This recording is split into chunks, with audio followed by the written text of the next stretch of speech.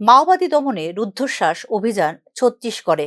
নিরাপত্তা বাহিনীর সঙ্গে সংঘর্ষে মৃত্যু হয়েছে ৩১ জন সন্দেহভাজন মাওবাদীর। প্রাণ হারিয়েছেন ২ জওয়ানও, আহত হয়েছেন আরও ২ জন। রবিবার ছত্তিশগড়ের বিজাপুর জেলার ইন্দ্রবতী ন্যাশনাল পার্কের জঙ্গলে নিরাপত্তা কর্মীদের সঙ্গে সংঘর্ষ বাধে সন্দেহভাজন মাওবাদীদের। এদিন সকালেই মাওবাদীদের বিরুদ্ধে যৌথ অভিযানে নামে নিরাপত্তা বাহিনীর একাধিক বিভাগ।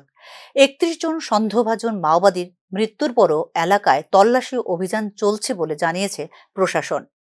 ইন্দ্রবতী ন্যাশনাল পার্কের জঙ্গলে মাওবাদীরা ঘাপটি মেরে রয়েছে বলে খবর আসে যৌথ বাহিনীর কাছে। সেই মতো অভিযানে নামে যৌথ বাহিনী। নিরাপত্তা কর্মীদের উপস্থিতি টের পেয়ে উল্টো দিক থেকে গুলি ছুটে আসতে শুরু করে বলে দাবি করে যৌথ বাহিনী। পাল্টা গুলিবর্ষণ করেন নিরাপত্তা কর্মীরাও।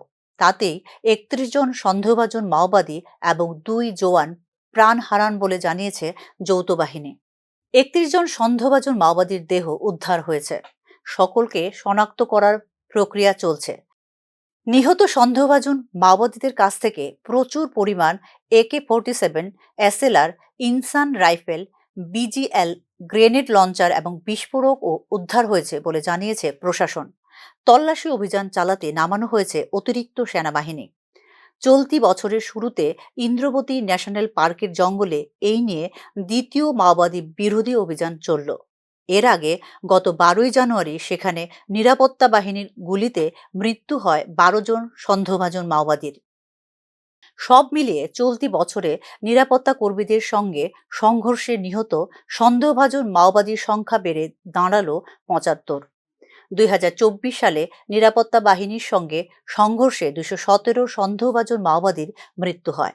২০২৬ সালের ৩১শে মার্চের মধ্যে দেশ থেকে মাওবাদকে উপড়ে ফেলা হবে বলে গত বছর অগাস্ট মাসে ঘোষণা করেন কেন্দ্রীয় স্বরাষ্ট্রমন্ত্রী অমিত শাহ। কিন্তু ছত্তিশগড়ে মাওবাদী অভিযান নিয়ে বিতর্ক রয়েছে। নিরাপত্তা বাহিনীর গুলিতে নিহতদের মধ্যে কয়েকজন এমন রয়েছেন যাঁদের মাথার দাম ঘোষণা করা হয়েছিল, কিন্তু নিহতদের মধ্যে সাধারণ মানুষও রয়েছেন বলে দাবি স্থানীয়দের। এই নিয়ে সরব হয়েছেন সংশ্লিষ্টদের পরিবার পরিজনরা। ব্যুরো রিপোর্ট, নিউজ নাও।